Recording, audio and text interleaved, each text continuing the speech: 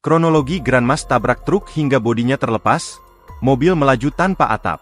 Kecelakaan beruntun terjadi di Jalan Lintas Sumatera, Jalinsum, Desa Maur, Kecamatan Rupit, Kabupaten Muratara, Sumsel. Tak ada korban jiwa dalam peristiwa tersebut, namun mobil Daihatsu Grandmas yang terlibat kecelakaan rusak parah. Sementara sopirnya Kelvin Muedwandra warga Jalan Begawan Solo Kelurahan Ulak Surung Kota Lubuk Linggau, mengalami luka di bibir dan luka di kepala. Dalam kecelakaan ini melibatkan 3 mobil sekaligus yakni Daihatsu Grandmas, truk diesel Canter dan Toyota Avanza.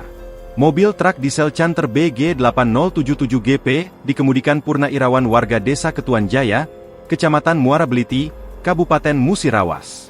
Kemudian pengemudi mobil Toyota Avanza BH1334HM dikemudikan Sutimin warga RT 06 CI Benteng Kecamatan Singkut, Kabupaten Sarolangun, Provinsi Jambi. Lalu, pengemudi mobil Daihatsu Grandmas B9946PCU dikemudikan Kelvin Muedwandra berpenumpang Doni Setiawan Kelurahan Ulak Surung Kota Lubuk Linggau.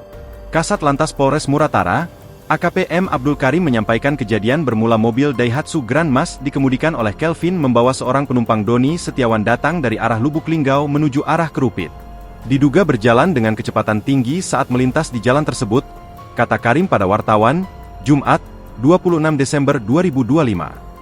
Kemudian, pengemudi mobil Daihatsu Grandmas hilang kendali sehingga mobil Daihatsu menabrak bagian samping sebelah kanan mobil diesel truk Canter yang datang dari arah berlawan. Setelah menabrak bagian samping kanan mobil truk tersebut, mobil Grandmas tetap melaju ke depan dengan kondisi bodi atas kendaraan sudah terpisah dari badan, ungkapnya. Saat bersamaan dari arah belakang mobil truk datang mobil Toyota Avanza, sehingga bagian bodi kendaraan Grandmas yang robek mengenai bagian pintu bawah sebelah kanan kendaraan Avanza.